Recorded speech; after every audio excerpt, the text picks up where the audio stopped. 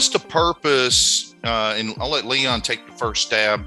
Why would we want to do team huddles? And, we're building an SOP, and I'll tell you kind of the why on the SOP. It says that without hourly huddles, our processes break down, causing a loss of revenue, profits, and customer service. We must get this right. It is mission critical.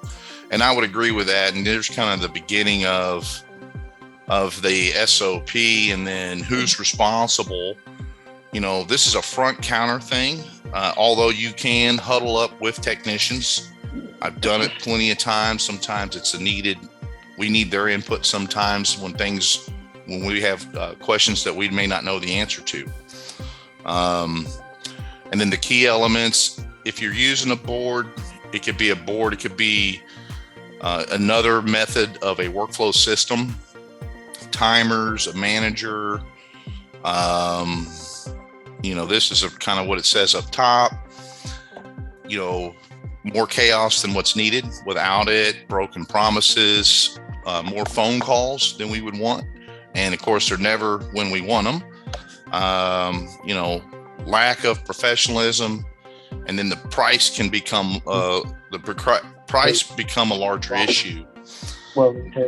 And what that statement means right there is if your customer service isn't there, then people start looking at your prices.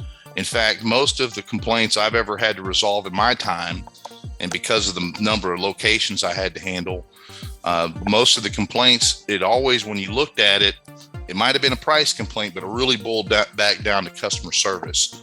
There's a reason something happened, something took place that caused that customer to start questioning our price, right? And so that's usually where it starts. That level of service wasn't quite there. So Leon, what's the value, in your opinion, of huddling up with the team? Well, in our shop, the biggest thing would probably be it allows me to be on touch, on top of what's going on each job that's going on. Where are you with this? How soon will you be done? When can I call the customer? Do you need more parts? All that kind of thing. Mm-hmm. That's probably the biggest value for us.